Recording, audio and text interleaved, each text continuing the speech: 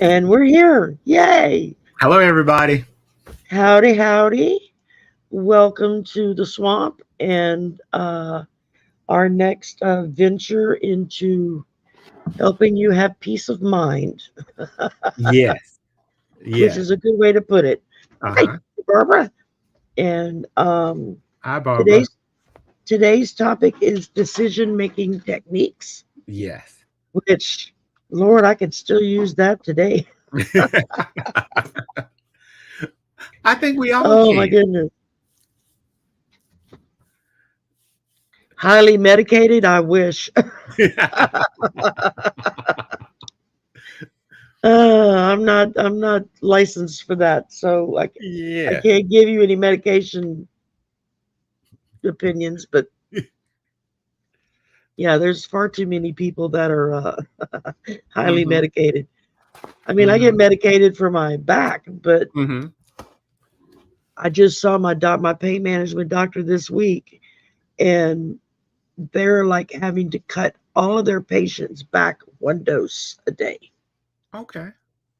because the government is coming down on them about the opioids, Okay. giving out pain medicine. And they're like, well, Okay. no, you need to cut your people back.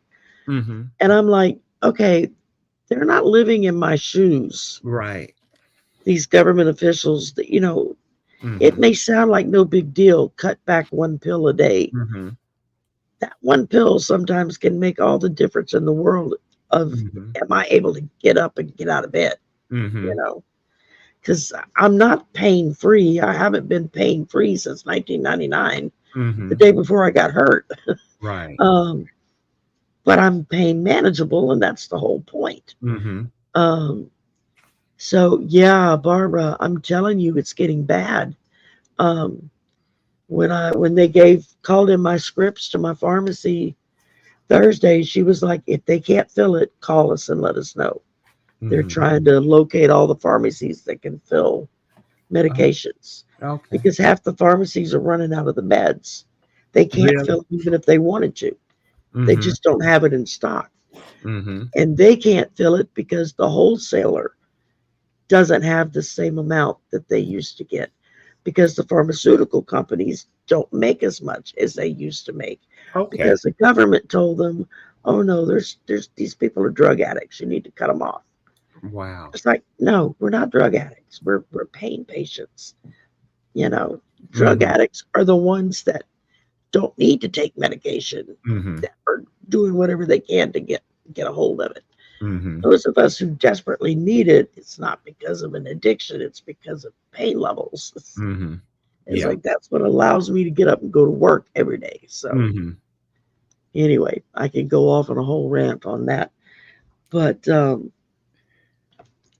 so yeah, decision making techniques came in handy this week, Gerald. And so Isaac, I guess I'm going to let you start out in explaining what is behind this topic, Okay. how it applies to what we're talking about. Okay. And where I want to start at is basically, and that's basically what we've talked about all the to this point, the empath. And my belief is that now I didn't believe this, but before I started practicing and doing different things, that the empath is more aware of emotions than anyone else, but an empath tends to react to the emotions as if they're theirs. And an empath can and we gave the sensations and feelings, uh, the feelings list and body sensations sheet, which we're going to take advantage of now, is Let, learning just to let me identify your emotions. And what I pull would it up right encourage now. yes, what I There would you go. encourage everybody to do is we tend, and this is a Zukov thing, we tend to not want to feel our emotions, but if we start to identify them, We can separate them from the emotions of others. And that way, when we feel an emotion, we can let it pass. So our bodies will tell us things before our mind will tell us. And if you start to tap into that, to me, that's intuitive. If you start to tap into that and say, Yeah. when I feel this uneasiness in my chest, or that I really want this person to stop talking to me, what does that mean? And if you can identify it like that, then you can start to pay attention and start to use the emotions in your body. And I was talking to Sherry, and I told her that Tina Marie, and I don't know if y'all remember Tina Marie, she's one of my favorite singers. In one of her songs, she says that what did she say? My mental state is playing tricks on me, Yeah, but my body never lies. right. I would have played the song, but they would have busted us for copyright, so I couldn't Right. play the But song. our mental state will play tricks on us, and that's an empath thing. But the feelings in your body, she was saying something else though, but the feelings in your body won't lie to you. And what you can do is, and we were talking about a couple of techniques, you can try it on for size. It's simply like using your imagination to put yourself in the position to see how you feel, whatever that decision is. And once you're in that position, once you think about it, you will see how you will feel if you're in that position. And we've all done this before, but we don't realize that we're doing it. Hmm. It would be almost like having someone come to you and ask you to do something or ask you for a favor. And you feel all of these negative emotions in your body. And you may think quickly, if I do that, I'm going to have to neglect myself. These are the things that we need to pay attention to. But because we are helpers or people pleasers, we tend to agree before and not check in with our body. I think we should check in with our body first. You can always make an excuse and say, let me think about this. Right now, I don't feel like I'm going to be able to do it.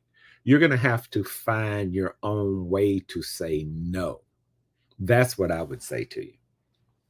Yeah, And we can talk about these things, but this is something that I would encourage every sensitive person to do, because we get trapped in a lot of situations like setting boundaries, and these are things that we've talked about, but we're not everything that we're talking about, we need to sort of like tie it together or fit it together so that we can go back and use it, and we keep practicing, because the more you practice, the better you get at this. Because Abraham Hicks says that our emotions are our GPS.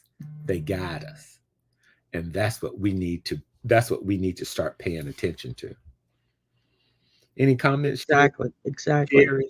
Anything Um, you'd like to say? yeah, no, I mean, as I was doing the homework myself this week, just kind of running through this real quick. Hello, Gerald. Hello, Magical Mermaid. Hello, Imelda. Thank Yeah. you for Hi, joining us. Gerald. Um, when I was Magic. going through this, and there was so much of it that was like, oh, yeah, I've been there before. Um, I know what it is that I'm feeling.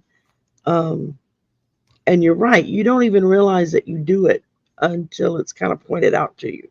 Mm-hmm. Um, boundaries. Yeah, Imelda, we did a show on boundaries a few weeks back. You can go look on my channel, click on the playlist on the playlist, the playlist. Thank you. Um, for mastering mental awareness and wellness, and you can see which videos, because we've just started doing this. This is like, what is this, like our third or fourth episode, I think, that we've done. Mm-hmm. Um, something like that. Anyway, Mm-hmm. This is number 4. So this is we've got. There's 3 more that's on the playlist, Mm-hmm. and one of them was on boundaries. Mm-hmm. And but yeah, I mean the the feelings list, the body sensations. Mm-hmm. I I mean, so many times I've been there and then try to figure out what do I do and how do I do it to make. First, it was coming to the realization that I was getting these feelings, and Mm-hmm. why was I always getting sick of the stomach when a certain person always came and asked me to do something. Mm-hmm. Just didn't feel right, and invariably, it usually would be something that would get me into trouble. Uh-huh. So, Mm-hmm. just you Mm-hmm. follow along because you don't want to ruffle any feathers. Right. You don't want to cause any waves. You just want to be. You just want everything to go along smoothly. I mean, I know I don't deal with conflict well. It makes me physically ill if I have Mm-hmm. to deal with conflict or conflicting issues that are going on. Mm-hmm. Somebody's fighting, something like that. I will get physically ill from it. Mm-hmm. I just don't like to deal Yeah. with it. Mm-hmm. Um, and that's probably something that goes back to a past life. Mm-hmm. Maybe, something happened to whoever I was before that created that sensation for me. But my Mm-hmm. body just like tightens up and is like, no, I don't want to be anywhere near this. Um, I think you're right. I know when I got hurt back in '99, was 2 coworkers got in a fight and they did it in my office. Mm-hmm. And I just couldn't run away fast enough. Uh-huh. And I got caught in the crosshairs of their fight, and I'm the one that wound up in the hospital. Wow. They both went to jail, but I went to the hospital. Oh, you're talking about physical fighting. Yeah, yeah, no, yeah. We're talking 2 big Amazon women Wow. having a full on cat fight, hair pulling, hair ripping, clothes tearing, blood flying Wow. fight. I Yeah. mean, they were like knocking crap off the walls and the shelves, and they started fighting. And I jumped up to run out the door to go get help, and I took like 2 steps, bam, Wow. right into me, fell on top of me. When I No. came to, when I came to, I was being pulled out from under my desk because Wow. when they fell on top of me, they kept fighting. And I literally got shoved up under the desk. Wow. And when they pulled me out from under the desk as I was coming to, and I worked in a medical lab at the time, and the physician's assistant was like, "It's going to be okay. It's going to be okay." And I Mm-hmm. looked at him and I said, "I can't feel my feet. Why can't I feel my feet?" And he's like, "Don't move. Just don't move." And I'm like, "I can't tell you if I'm moving. I can't feel Mm-hmm. anything." So Mm-hmm. they literally had put me on a backboard and hauled me off to the hospital. And that's when my back, my neck, jaw got dislocated. I mean, they really did a number on me. Wow. And and I'm suffering from it still today, and I've got a steel rod and 6 screws in my neck because 4 vertebrae got fused Mm-hmm. because of that accident. Mm-hmm. I've got 2 discs in my lower back that are now completely gone. It's all bone on bone Mm-hmm. because of that injury. Mm-hmm. Um, you learn to live with it. Wow. But nonetheless, that just kind of reinforced my aversion Mm-hmm. to conflict. Right. Uh-huh. It's like, Well, get the hell away from me because right. I'm going to get hurt. So, Yeah. And that's and trauma. That's trauma. yeah, very much trauma, very much PTSD for quite a Mm. while afterwards. Right. Um, Right. somebody just raised their voice. I literally freeze in my tracks Right. and But unable to move. that's why we have to practice being aware of our emotions because we can Yes. stay too long in situations or in relationships, or we can try to help people who will, I don't even want to say that they're taking advantage of us, it's almost like we step into it and then we beat Yeah. ourselves up for saying yes. Because Well, I think a lot of people call them energy vampires. mm-hmm, They know who it is that they can mm-hmm, that they can feast on, mm-hmm, so to speak, mm-hmm, that they can suck the most energy from, even if they don't realize that's what they're doing. And as empaths, we tend to want to fix everybody right. and make everybody be happy and be calm and Mm-hmm, let me help you. And and it could be physically exhausting just trying to deal with mm-hmm, one of these energy vampires, is how I call mm-hmm. them. And hi, Bora Bora. Um, yeah, so hi, Harley. And that's also Hello. my granddaughter's name is Harley. Uh-huh. And so, but it But can be a real difficult thing, I think, for empaths to learn the mm-hmm, difference of is mm-hmm, to be there to help mm-hmm, and to feel that you're in pain, but mm-hmm, yet keep enough distance that you don't get sucked into it or you don't mm-hmm, get injured yourself, mm-hmm, whether emotionally, physically, or spiritually, mm-hmm. whatever. Well, Uh, what I would say to you, Sherry, when like on the course of like trying to like understand my emotions, it's like I find myself in situations where where people would advise me to do something and it didn't turn out well. And I would say, well, I did what you said and it didn't work out. And you know what they say? You didn't have to do it.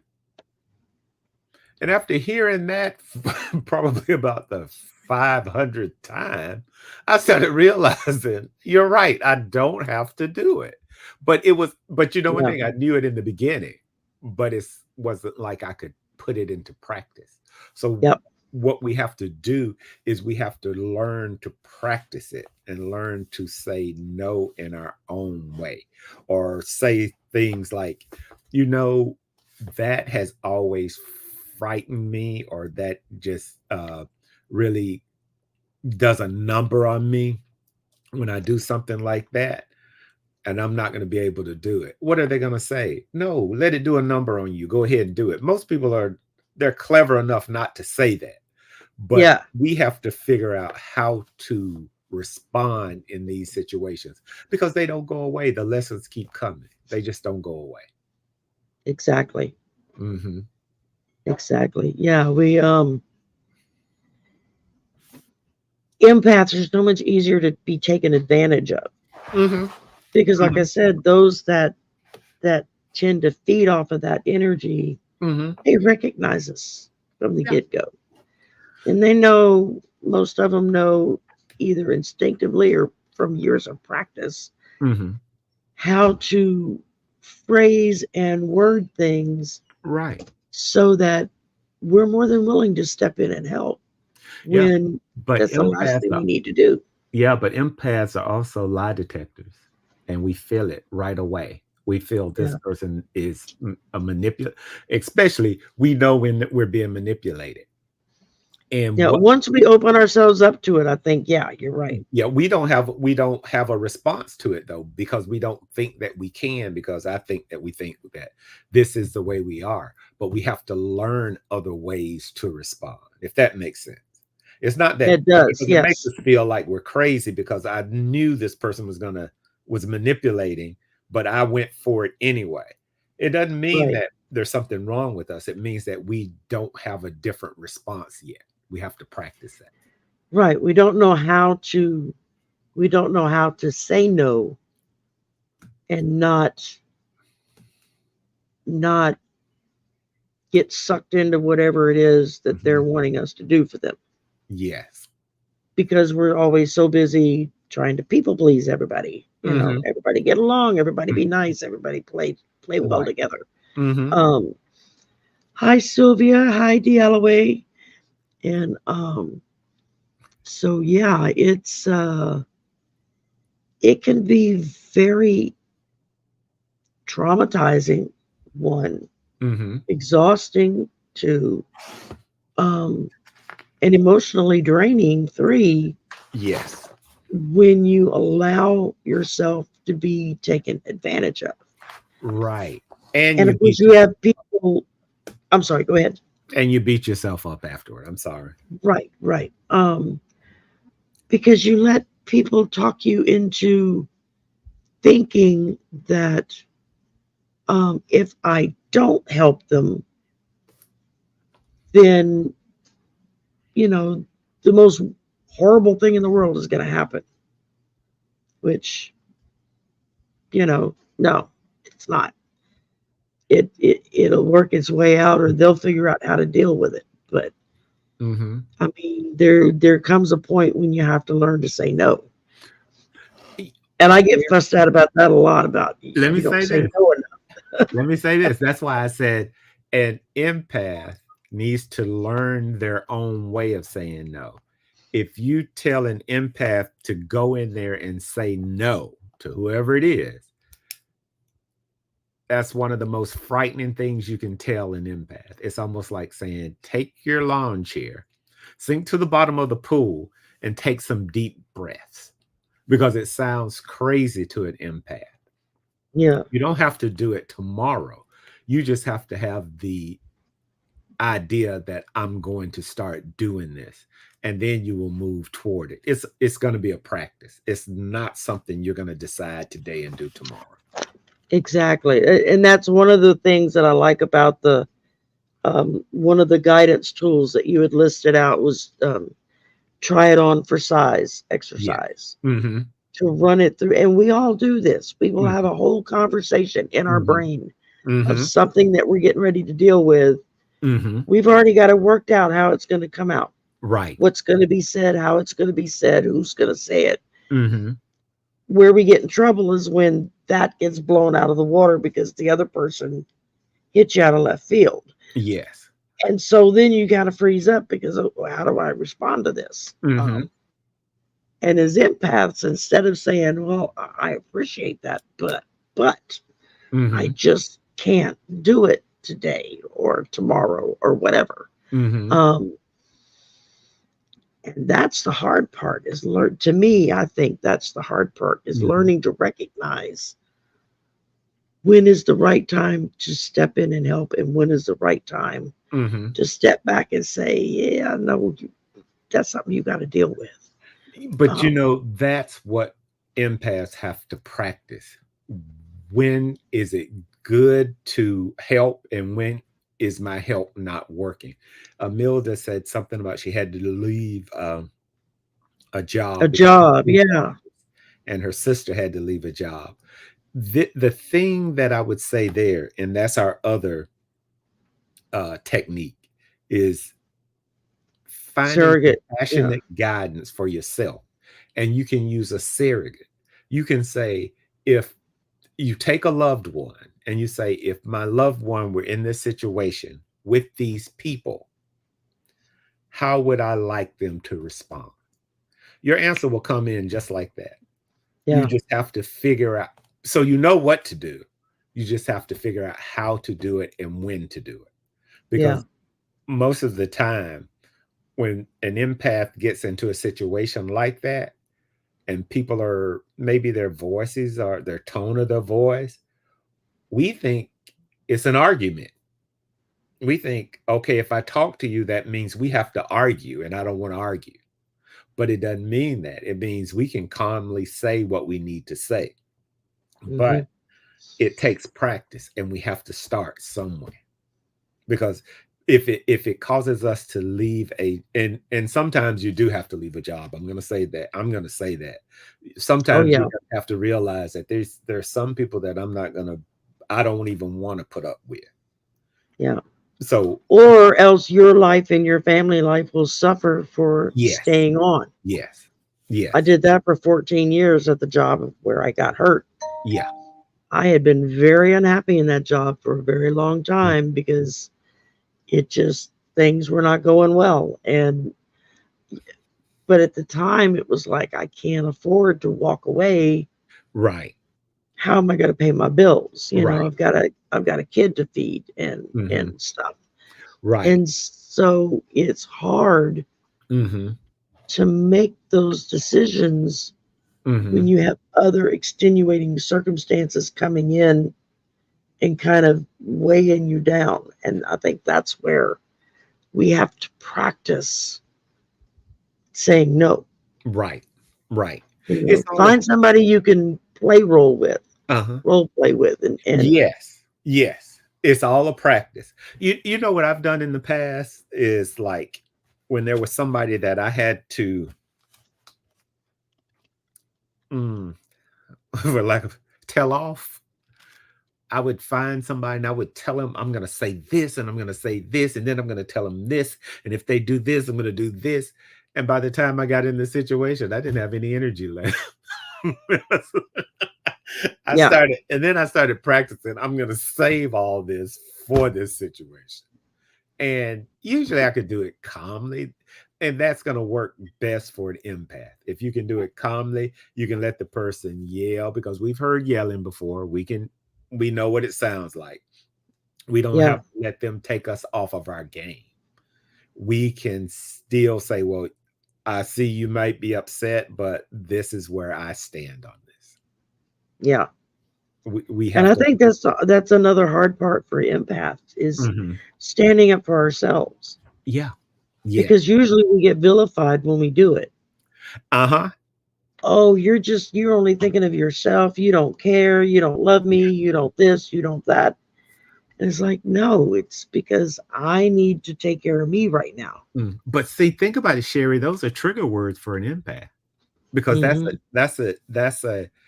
that's a belief that we have. I'm a good person. I help people, and I Yeah, mean, like that's a real thing. And when people accuse you of not helping, it's like, well, where did I go wrong? So we have to evaluate ourselves realistically. Did I actually give it all I had for this person? We have to do that. yeah, yeah. Yeah, Hmm. absolutely. Hmm. Um, and I think, if you have a friend or a family member that maybe they deal with some of the same issues, Hmm.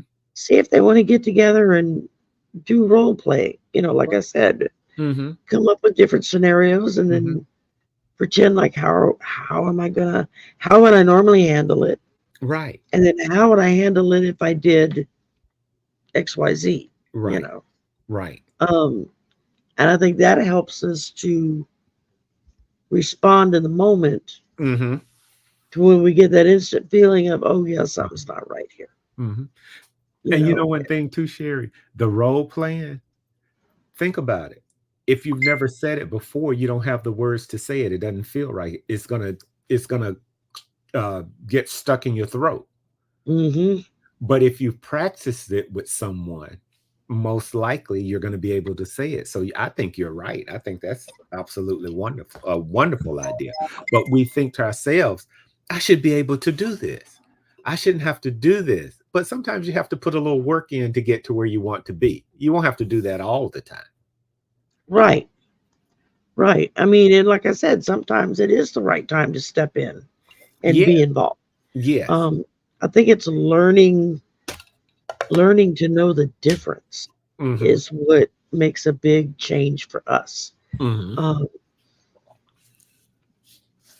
and as you have to also know who it is you're dealing with. Hmm.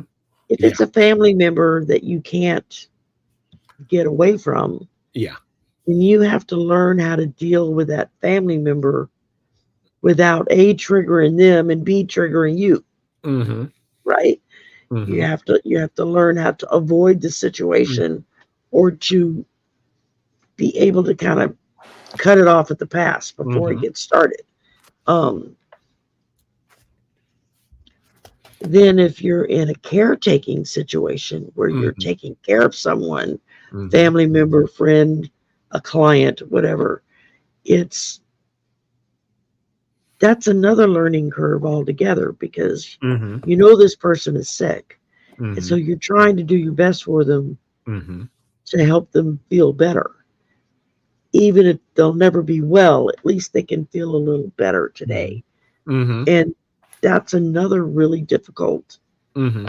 thing to be able to pick up and discern. Yeah. And that's where our intuitive is so important. Yeah. Intuition is so important. Yes. Is getting those feelings and then be able to kind of do an internal spot check about, okay, Mm-hmm. why am I feeling nauseous about this, or why am I Mm-hmm. feeling nervous about this, or why Right. am I wanting to run the other direction, Right. or why the hell did I come to the store at this time of the day? Because Right. Right. something as simple as that, that you Mm-hmm. you you literally start questioning Mm-hmm. your own everyday life. Right. Well, why am I doing this? Well, why did I go to the store at this time? I knew damn well they were going to be at the store at this time. Uh-huh. And it's usually you don't think about it in the moment. Mm-hmm. And so it's learning. The way I'm understanding it is learning, it's practicing and learning Mm-hmm. how to deal with those situations that just come up, Mm-hmm. and so I your would say, Sherry, on that topic, the learning part, you think about us as empaths. We can focus on a person. We know what they like. We know what they don't like. We know what they're going to do. We know what they're going to say. We can collect volumes on other people, but yeah, we won't change. If we start focusing that same attention on ourselves and say, I know this is what happened, this is how I react when I'm in this situation with when I'm in this situation, or when I get with this person, or when I get in this group. When we start learning about ourselves, that's when the real change takes place. If we can be in relationships with people where we're not hurting them, and we're not hurting ourselves, and we're not allowing ourselves to be hurt, that should be a pretty good relationship. But when you get in a relationship with a person who wants you to continue to compromise yourself, we know that that's a relationship that we need to set boundaries in. yeah, We know. exactly. Mhm. Uh, I mean, relationships are give and take. Yes. And when Yeah. you have just one person that does all the taking and never does the giving, Hmm. it becomes a very skewed relationship. Right. And that's when you start dealing with things like maybe abuse, Hmm. or not just physical abuse, but Hmm. verbal abuse and Hmm. emotional abuse. Hmm. And um, most of us as empaths don't even recognize it as abuse. Right. We're too we're too busy taking on all the guilt of this is my fault. Uh-huh. But It's you know like, one thing too, no, Sherry? Empaths recover quickly. We recover quickly unless we've been yeah, beat down so much. So a lot of stuff that affects other people, it it doesn't affect an empath, but you got to decide how much you're willing to put up with, because sometimes, yeah, we'll let people get away with stuff, but it's yeah, really not going to bother us. But we have to realize, how much am I putting up with that's gonna am I gonna let it take me down so far that I can't bounce back? So we have yeah, to make those decisions, just like you're saying. We have to decide, is this good for me? Am I losing anything? Or is this a battle that doesn't need to be fought? Things like that. We have If you're the one who's going to do what's best for everybody, you should probably be a part of the decision making, yeah, yeah, instead of letting the people who are tearing things down make the decisions. exactly. Because they're just going to do it to benefit themselves Exactly. and to hell with everybody else. Yeah. Um, Yeah. yeah, a lot of abusive relationships are like that. It's Mhm. one person whose every need must be met with no question Mhm. immediately when they say, do this, do that, do the other. Mhm. Mhm. And the other person spends all their time on eggshells Yeah. trying to keep person A calm, cool, and collected so Mhm. that they don't have to deal with a tantrum that's Right. getting ready to come out. Right. And in the meantime, we make ourselves sick Mm-hmm. with stress and anxiety and whatnot from not putting those boundaries up and saying, okay, no, Mm-hmm. that's not cool. Mm-hmm. You can't do XYZ, you Right. know. Right. Um, so that makes a huge difference, I think, Mm-hmm. in how we approach things. Mm-hmm. Um, what you're looking at? I see you looking in chat. Yeah, I was looking in the chat. Oh, I was trying to see what if anybody was typing in anything. yeah, no questions really, but there's been a lot of feedback. You know, people talking about, yeah, I've Yeah, dealt I've with seen that, that. or I felt that, Uh-huh. or But this is something um, that I would encourage everybody to practice. Just practice looking at practice seeing where you need to set boundaries. You don't have to set it. You can just say, "Yeah, I need to set a boundary here." yeah, You can say, "I need to do this better." You just if we start, we all have to start somewhere. If we start right, there, we start to bring about that gradual change, and before you know it, you'll you'll be doing the exact things that you want to do. And even if you agree to do something and you realize this is going to take up more time than it's worth, you can always go back and say, Isaac, I said that I would help you excavate for your house, but I'm not going to have time to do that. And I'm sorry, I'm not going to be able to do it. What are they going to do? Make you do it? Nah, they're not. And if they stop talking to you, then you know where you stand with them. yeah, Mm-hmm. exactly. Oh, Imelda's talking about her sister-in-law here. wow. Uh, Doesn't work her full time, taking advantage of the. Wow. You, Imelda, this is and this is one thing that I think empaths need to learn. This is one thing that I've learned. yeah, When someone comes to me with a wonderful idea, sometimes I have to say, wait a minute, that wasn't my idea. If it wasn't your idea, it's probably a manipulation. And people can come back and they can make it sound real good and they wear you down. But we have to start realizing, was that my idea? Did somebody bring that to me? yeah. And that's where journaling comes in. Uh-huh. If you start journaling every day, and I'm one to talk because I'm horrible at doing it every day. Um, but if you do it, or at least every other day or something, if you start journaling just what's happening, why you're feeling this, what pissed me off today, what made me feel great today, that kind of stuff.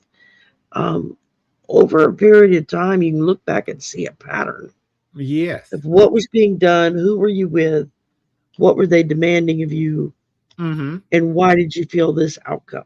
Mm-hmm. And so that's where the role play comes in, Mm-hmm. because you can kind of work your way through that, Mm-hmm. one, as the patient, and two, as the empath. Yeah. Because, I've seen friends that were ill that looking back now, I realize were very empathic, Mm-hmm. um, who would continue to keep themselves sick so that someone else always has to take care of them and they don't have to think about it. Mm-hmm. They're not ready to match up. Mm-hmm. They're not ready to stand up for what it is that they're preaching, so to Mm-hmm. speak. But Hi, Kiba. Um, yeah, Akiba. But this is just practice. Uh and sometimes we don't journal because we unconscious unconsciously we know what's going on. It's just hard to look at it. And all we're doing is avoiding the inevitable. It's happening anyway. And when Amelda said that some that are I dropped my candy. okay, her husband won't speak up. The A dog lot will get of it. times we're trying to keep the peace.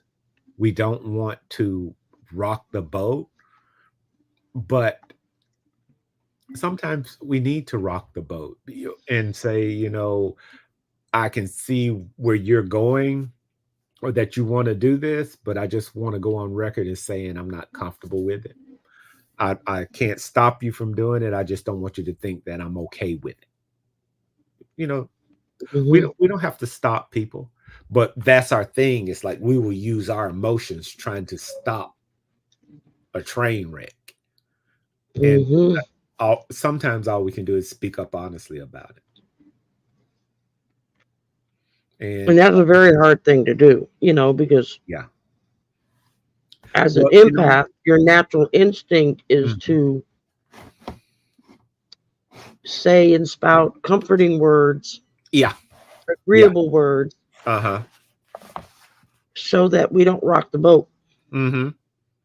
Well, the Dalai Lama says sometimes you can make and I'm not quoting him exactly right, you can make a substantial impression by saying something, and you can make an equally substantial impression by remaining silent.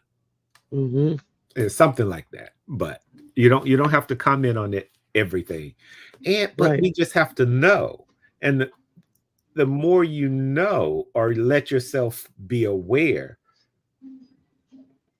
your ego will not let you stay in that situation. You will finally start doing something to start moving along. Yeah.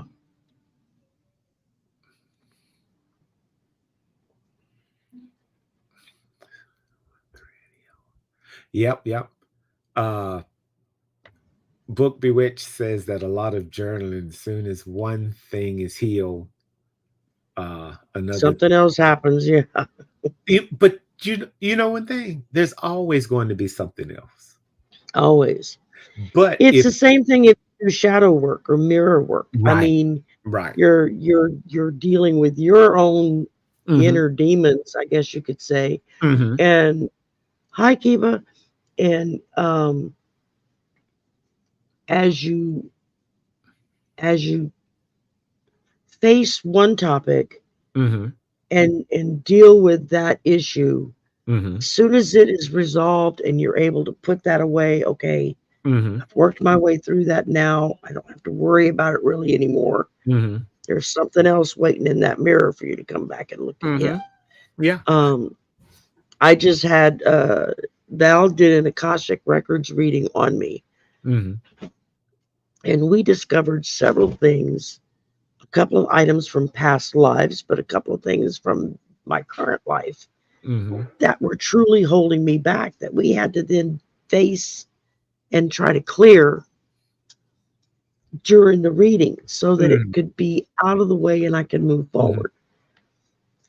And I've heard people talk about doing that. I just thought it Hmm. was like kind of silly. I didn't see Hmm. how that could help, but let me tell you, Hmm. you get somebody that can do that kind of healing, Uh-huh. and it's very healing to be able to face whatever it is. And a lot of times it's stuff we don't even realize Hmm. that we're dealing with. Hmm. Um, or it takes somebody else to come along and say, well, why do you keep doing that every time? It makes you this, it makes you that. Right. Um, Hmm. But one thing too, I think we should have the same compassion for ourselves that we muster for other people. Because if we yes. did, we would take care of ourselves better. We have to remember to take care of ourselves. Some people, it's just automatic for them. Yeah. We are more in tune to taking care of other people. We Right. have to practice a balance. We have to Yeah. practice balance.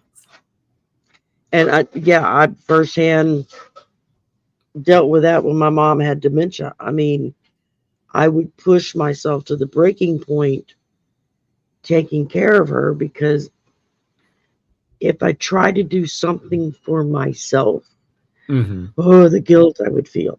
Mm-hmm. because I'm being selfish. I'm being greedy. Mm-hmm. I'm doing Mm-hmm. something for me. I'm not doing something for my mother who Mm-hmm. needs help. And it took several years for me to realize I can take better care of her if I also take care of myself. Exactly. And if I could save somebody the pain of what I went through by getting them to understand that, Uh-huh. goal accomplished. I mean, Mm-hmm. because that's hard Mm-hmm. when you're a caregiver of someone, especially if they have a disease where they can't really Mm-hmm. control what their response is. Mm-hmm. Mm-hmm. Um, Well, like dementia, Alzheimer's, that kind mm-hmm. of stuff that can mess with your head while Right. you're trying to help them deal with it Right. But because they can't help what comes out of their mouth a lot of right. times. But the empath is going to put in all the hard work that they can, because I think it's an unrealistic belief that if I do everything right, everything is going to turn out right. And Yeah, that can be like giving it your all, never letting up 24/7, instead of thinking about that balance. I really think it's just a mindset. And it's commendable, but if you learn how to use it, you will be in the place you want to be, I believe. yeah. Um, Wow. wow, Imelda, that's a lot to. Mhm. You know what I would say? Figure out where you would want to be. You and one thing, you could use this in the surrogate compassionate technique. You could say to yourself, if my son were in my situation, how would I want him to handle this? You could even say, if my 86-year-old mother-in-law were in my situation, how would I want her to handle things? You're going to have your answer just like that. And you have to figure Mhm. out how to move toward it. Because what we do is we want other people to handle things so that they can live a better life. And we have to do the same thing. It's like getting on the airplane and the stewardess says, in case we lose cabin pressure in flight, the oxygen mask will drop down from the ceiling. Affix the mask to yourself first, and then Right. help anybody who cannot help themselves. So if people are in our environment who can't help themselves, we have to take, and you were saying this earlier, Sheer, you have to take care of yourself so that you can help them. But Yeah. you also have to be observant and realize that if there's something that I could not do for this person or these people, were they able to step up and do it for themselves? And then you Yeah. can start to set boundaries around those things. I hope that works for you, Milda. It's you don't have to change anything right away, but I would encourage you to observe it, because when we get ready to make a move as an empath, or when we get ready to change anything, not just empaths, it won't come off perfectly. It will not come off perfectly. But you Yeah. go back to it and keep practicing, because it may come out more forceful than you meant it to. And people may misinterpret it. So you may have to use your words to explain what you're doing. And plus, if you've never done it before, they're not going to expect it from you anyway. So they're going to think that it's out of place. And you may Yeah. have to say, no, I finally started realizing that I need to take care of myself better. And this is just one thing that I'm doing for me. Yeah. Yeah. Oh, Exactly. you put it in. Oh, look at Yeah, you. I figured I'd go ahead and type it in, and that way Oh, everybody can look at it. you're good. Because I didn't. I didn't scan that page. I'd scan the other page with all Uh-huh. the I list of like the that. feelings and the body I was like, sensation. who typed that in there? Just me. Okay, Um, great. but and then this way they can also go in afterwards and write Mhm. it down. Anybody Right. that's looking, to Okay. keep that information. I like I'm gonna that. put into other ones as well. Mhm. Um,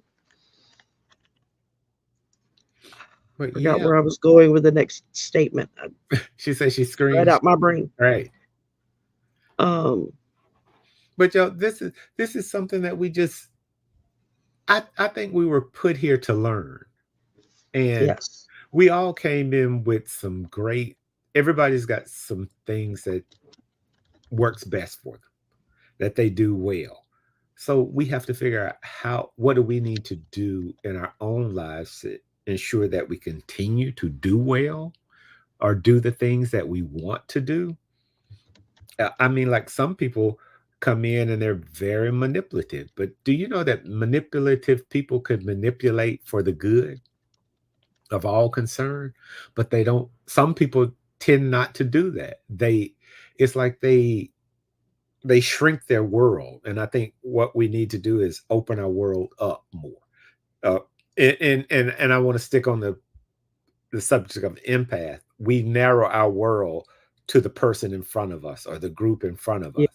We need to widen it and turn the camera around so that we can see how we're doing as well. yeah, yeah. Because you can feel like you're chugging right along, no problems, no issues, Mm-hmm. but those around you are like, "Oh my God, she's on the verge of just complete meltdown," Mm-hmm. Mm-hmm. or totally cracking under the pressure. Right. You don't see it, but those around you will see it. Right.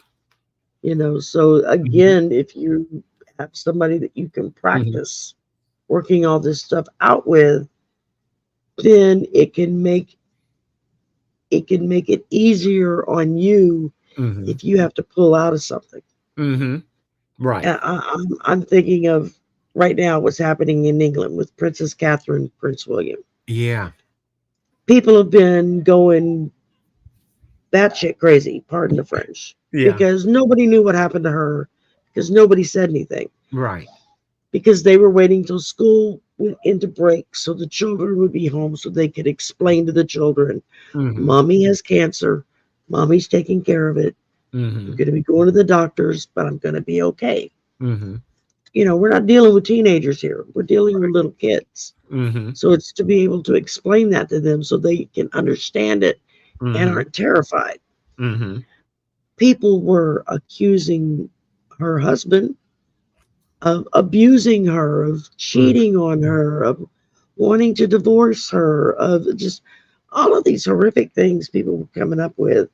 Hello, Um, everyone. I'm Kelly Clarkson, and Sorry. because no, that's okay. I like Kelly Clarkson too. um, they were saying all kinds of horrible things about him, trying to explain her absence. Mm-hmm. But now that the kids are home, so they're able to keep them separate from school, and Mm-hmm. other kids can be really cruel. Mm-hmm. Um, she came out, and said what the issue was and what they're Mm-hmm. dealing with it, and asking for Mm-hmm. privacy so that they can deal with it as a family. Mm-hmm. That's a lot of stress. And this is Mm-hmm. a young woman. I mean, she's 42 years old. This is a very young woman, who's got a lot of life left to go in her, Mm-hmm. who is also a very strong empath herself, Mm-hmm. whether she realizes it or not. Yeah. And she tends to take on, especially I think within the royal family, she's always come across to me as someone who kind of took on everybody else's burdens Uh-huh. to herself. Mm-hmm. You have King Charles, who calls her his beloved daughter in law Mm-hmm. because he just adores her, Mm-hmm. because of all she does to help him. You've got Mm-hmm. his wife, Camilla, the queen, who, is constantly was constantly putting stuff on her to help herself out Mm-hmm. because, people say, well, they don't do anything. Well, Mm-hmm. yes and no. I mean, they don't get up and go to work like we do every day, but Mm-hmm. they're dealing with heads of state. They're dealing with charities. They're dealing with this, that, and the other, Mm-hmm. things that on a level that most of us couldn't comprehend, Mm-hmm. public speaking and meeting people from around the world. And you don't want to make a misstep Mm-hmm. because you don't want to offend anyone, Mm-hmm. cause a war. I mean, that's a lot of stuff to heap Mm-hmm. on someone. Mm-hmm. And it's like, no wonder she got sick. I Mm-hmm. mean, that just kind of goes without saying, but it's the fact that she chose to step back and Mm-hmm. say, I've had surgery. I need time to heal. Mm-hmm. I will be back. Right. And that should have been all she should have had to say. She Mm-hmm. should not have had to have gone out and make a damn video and saying, I have cancer. Right. And now I'm getting ready to undergo chemo. Mm-hmm. Right. That in and of itself is a terrifying thought, Mm-hmm. Yeah. but to do it in a fishbowl where everybody and their brother sees every little step you take with it, Mm-hmm. that's hard, especially for someone that wasn't born into that life. Right. I mean, she's done quite well adapting, but still, she wasn't born into that kind of life. I mean, Mm-hmm. even Diana had a much better grasp on what was going on because she Mm-hmm. was born into the royal family Right. in one of the branches. I don't know who can keep up, Mm-hmm. but it's too many of them. Mm-hmm. But Catherine was just a regular person, Mm-hmm. nothing Right. to do with it. And Mm-hmm. I just bring it up because you see somebody who took on, I think, from just within their family, the king, the queen, the brothers, the sister-in-law, the cousins. She seemed to be the one that was like, she came across to me as the one who was constantly making everyone feel comfortable to get along. Mm-hmm. Get along to get along. We're going to all be happy here. We're going to all do this. We're going to, that's how she just came across to me. And I used to always think, when does she have time for herself? Mm-hmm. And that to me, how did that wind up manifesting? She got really sick, and so um, kudos to her for coming out and publicly letting everybody know what was going on. But still, that's the kind of thing that can happen to us as empaths when we take on too much of everybody else's issues, Mm-hmm.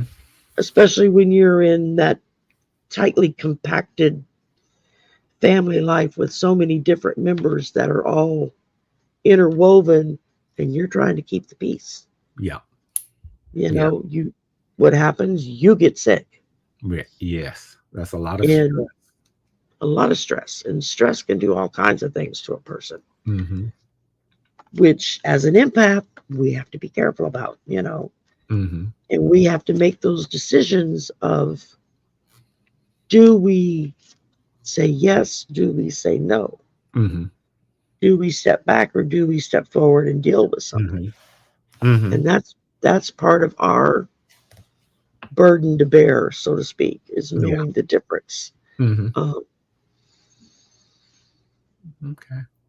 And Book which Bewitched I has a can bring question. right. Oh, she does. Let me Mm-hmm. see. About the surrogate portion. Okay, the surrogate portion. Mm-hmm. That would be Isaac's ball game. Okay. The principle behind that is that as empaths, we take care of other people. We want to see them happy. We want the best for them. So the surrogate portion would be, if you're in a situation, you imagine a loved one in that situation. It could be a sibling, a parent, a child, and you say, if my child were in this situation, how would I want them to respond? And you would probably come up with one of the best answers you could come up with. And that would also be the way that you should respond. So actually, you're just putting someone in your place. So we fixed it. Actually, you're just putting someone in your place so that they're standing in for you, and you say, "Oh, I would like it to turn out this way. I'd like them to handle themselves in this manner." And that's how we learn how to handle ourselves, because we think to ourselves, "Oh, I can take it. I can put up with that. I can deal with it." And usually that means that we're not taking care of ourselves. Yeah, exactly. Mm-hmm. I'm gonna put this other.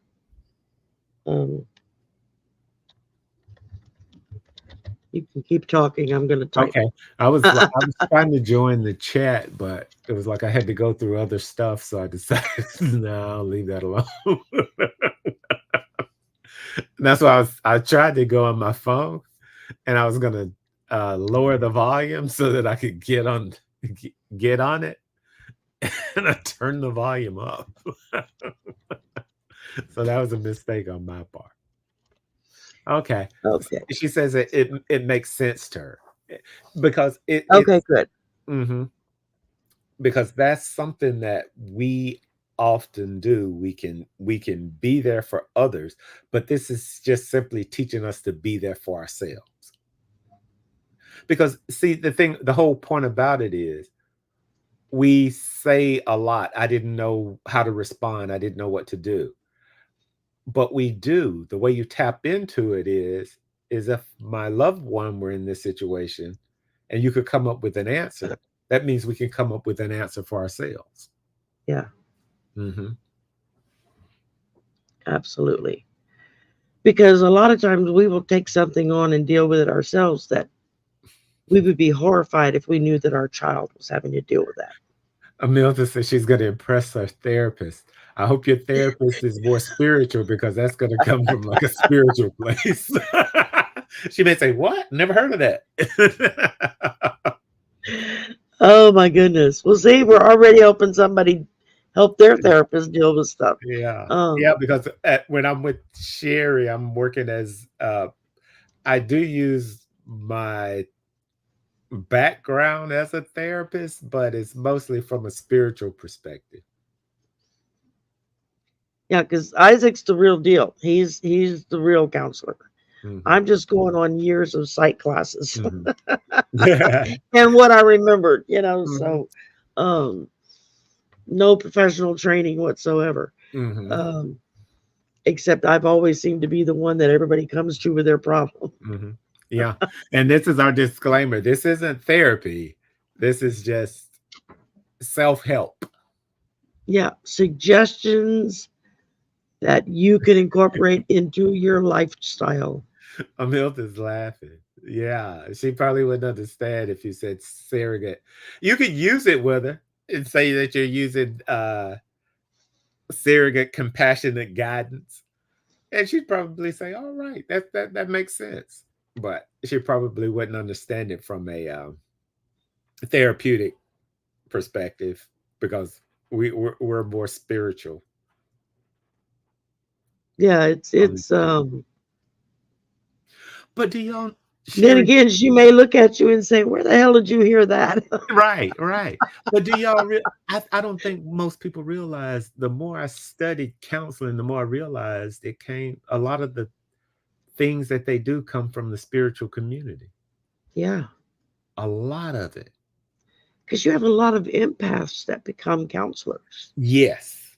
because Without knowing. it's a way, right, without even knowing that that's what they are, that's what they're doing, because they want to help Hmm. everybody. Hmm. It's that natural inclination. Why do people become a doctor? Right. Not so that they owe $1 million in school debt when they get out of Right. med school, Right. You're right. or to make $1 million once they become a doctor, but Right. a lot of people get into the medical field because they want to help people Yes. feel better. Yes. Um, much the same with counselors. You get into that because you want to help people deal with their issues and do better for themselves. Yes. Um, it's like a fireman is going to study all aspects of fire and Mm-hmm. how it travels in a building and what Mm-hmm. causes it to flare up or go out Mm-hmm. so that they can properly respond to a fire in a building Mm-hmm. and not do things to make it worse, but do things to make it better. It's Right. kind of like the same Right. concept, you know. Um, someone in the military or a police officer, Mm-hmm. they're not just going to pick up a gun and hope that they can shoot it right. Mm-hmm. They take a lot of training for that, you know. Mm-hmm. They can take that gun apart and put it back together without even thinking about it Right. until it's second nature to them. And Mm-hmm. with a lot of police officers, they're now also expected to be counselors Right. on top of being policemen. Mm-hmm. And so, because so many police budgets have been cut to the point that they Mm-hmm. can't afford to hire counselors Mm-hmm. anymore to work with the officers or Mm-hmm. to go out in the field and work with, Yeah. you know, whatever's being dealt with when someone gets called out. Mm-hmm. And so, you know, same with our teachers. We expect our teachers to be full time babysitters, surrogate parents, Mm-hmm. surrogate counselors, and yet you're supposed to be teaching my child to read and write. Well, Mm-hmm. pick one. You know, I can't do all of the above with 50 kids in a classroom. Yeah. But you know, I think most teachers are empathic because they they they are taken, well, a lot of teachers are taken advantage of. I know teachers who they don't have any budget and they spend their money to teach the kids in the way they were trained to teach. Yeah, And then you got other people who are in administration just let them, they're gonna buy it anyway, let them buy it. You know what I mean? yeah, yeah. That's not My even brother's a teacher. He teaches high school. Yeah, uh-huh. That's not even management. You should give the people what they need to teach the yeah. kids. I mean, I like mean, that's he's not only has to teach children, high schoolers, right. he's a high school math teacher of all things. Uh-huh. He not only has to teach them mathematics, but he has to do administrative work that used to be what a vice principal Right. or an administrator in the office would take Mhm. care of. Uh-huh. He's now responsible for it. Yeah. He's got to call the parents to check in on every little thing going on with Right. your kid. Right. He's got to be the one that's playing counselor to two kids trying to have a square off in the hallway, Uh-huh. you know, of who's going to Mhm. beat whose ass. So, Right. Right. um, and yeah, he turns around and spends his own money Mhm. for his kids so that they can have stuff, you know. Right. Um, I mean, he teaches in a poor district. Mhm. Most of the kids that he teaches are farm kids. Yeah. That's all they know. Mhm. Now, I work in computer science at the university. My old director is now one of the directors in the engineering department. Mhm. And they have what they call engineering day several times a year, just as we have computer science day, where high schools can have their kids come in for the day to the university and walk around and see all the different booths and Mhm. talk to the grad students and stuff who are doing the research to say, you know, yeah, you could do this when you grow up, or you can go Mhm. here and you know, create this or whatnot. And so, you know, I got my brother hooked up with a couple of the professors and that Mhm. deal with this Mhm. so that he can bring his kids, you Yeah. know, and get them to understand you don't have to be a farmer unless that's what you feel called to do. You could be an engineer, or you Mhm. know, you could write code and develop new computer technology. You know, you could do, there's just so many more that you could do if you have the education to do it. Mhm.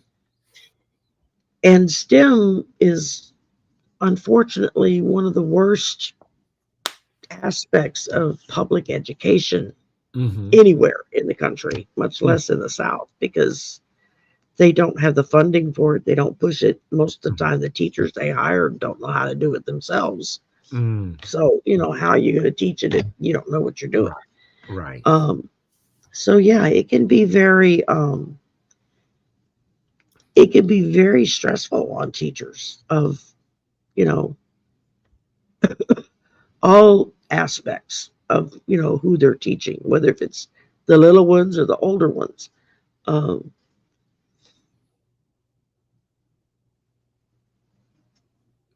Mm.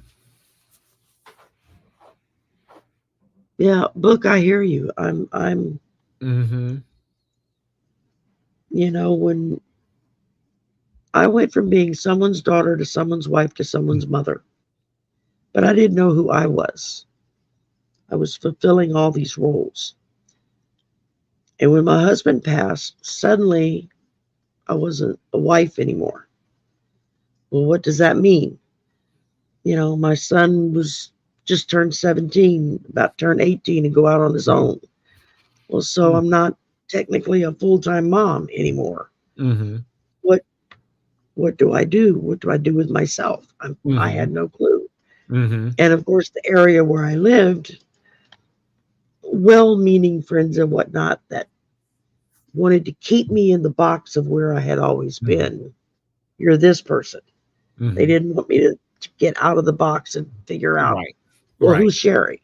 Right. I had to move 3 states away and go to Arizona, Mm-hmm. where I didn't know a soul, Mm-hmm.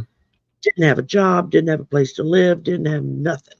Mm-hmm. And I went to Arizona to start over and figure out, well, Mm-hmm. who's Sherry and what do I want to do?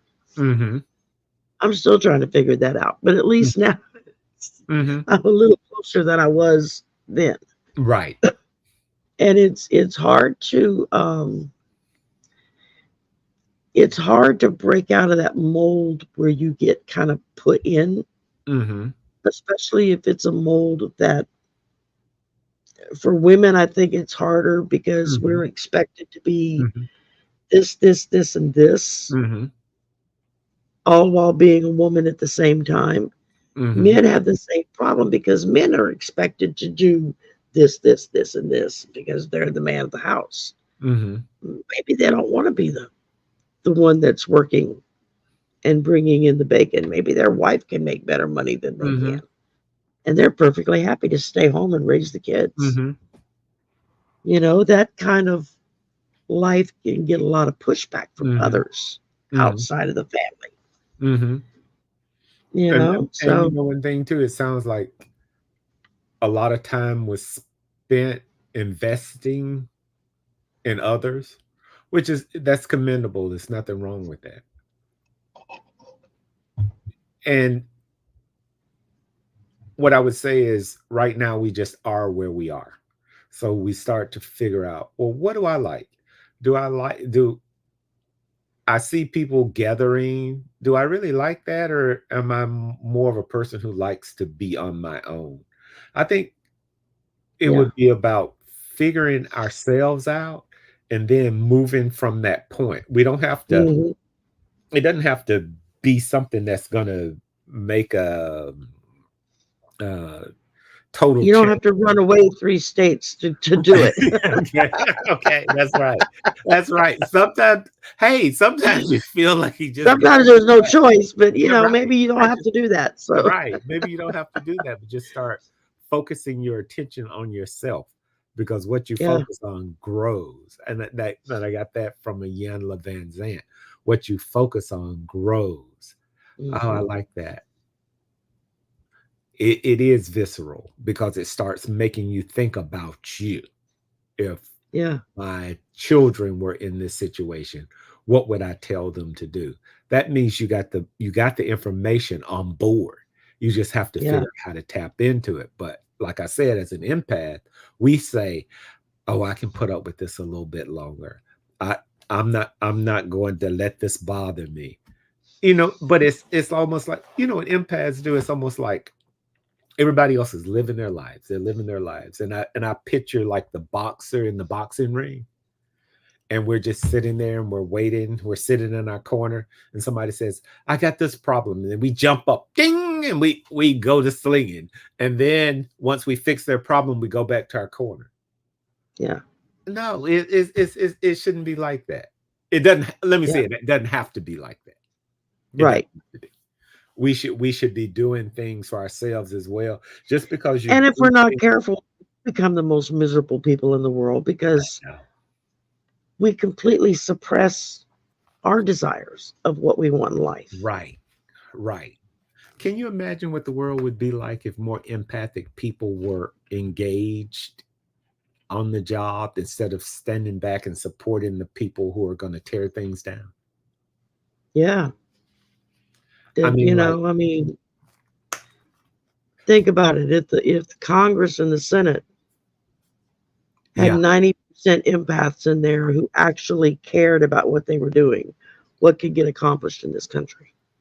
I they probably have about at least 40%, but you don't hear from them. No, You they hear get from the drowned out. narcissists. Right. That's what we're Right. seeing.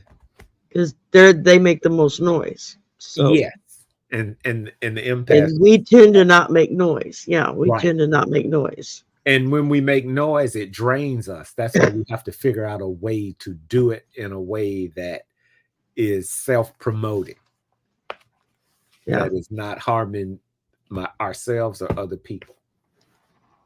exactly. Yeah. Exactly.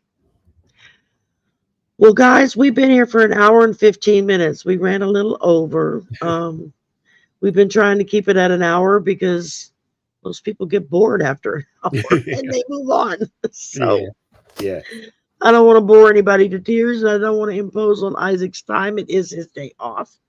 So, we both go back to work tomorrow. So, although this coming week's going to be easy because all the kids are on spring break, Easter break. Oh, okay. So it'll just be the staff that's there. Oh, We don't cool. get spring break. We have to go to work. Wow.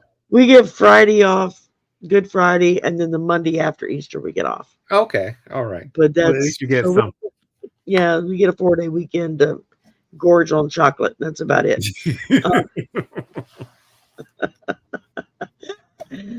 Oh my goodness. If y'all have any questions, if I put a link to the feelings list and whatnot in the description box. You're welcome. If for whatever reason you can't download it and you want a copy of it, just shoot me an email and I will email you a PDF form of it. Because I went ahead and downloaded it on my computer in Mhm. PDF format so I can send it out if somebody wants to use it. I can also make Isaac's email to me with the different techniques. I can put that into a PDF format as well. Mhm. And then if anybody wants that just to be able to go through it, Mhm. I can put that out and then you'll have it. Mhm. You can go through it and decide what works for you and what doesn't. Mhm. Thank y'all for coming and spending your afternoon with us. Remember, we're just giving you opinions. We're Mhm. not medical people. Right. I'm not a counselor. Isaac is a counselor, so Mhm. that covers us a little bit. But these are just Mhm. suggestions Mhm. from people who care on how you can help take care of Mhm. yourself. And And it, a lot of what we talk about, Sherry, is actual stuff that I've done myself. And right. that Yeah. like Rose Tree, and I've been to her workshops. So Yeah. yeah, this is just to generate conversation so that you can think about yourself and what you need to do as a spiritual person. Right. And so that if something gets too far, I need to seek professional help. Yes. Yes. I would And encourage you. to give you that little bit of knowledge to Mhm. know when it's something you can probably deal with yourself as opposed to Mhm. I need to seek professional help. Right. Um, and that can make a huge difference. Mm-hmm. Just knowing who to talk to. Right. Because not every kind of counselor is going to be the right kind of counselor for you. And don't be afraid or ashamed to switch counselors Mm-hmm. if whoever you go see is not working for you. Mm-hmm. I've known people that have spent years seeing a counselor that Mm-hmm. they couldn't stand and didn't agree with at all. It's like, why are you giving them your money and saying that go find another counselor? Oh, I don't want to hurt their feelings. It's like you're paying them to make your feelings better, not to make their feelings better. Yes. Mm-hmm. I'm just saying, you can Yeah. change doctors. It's okay.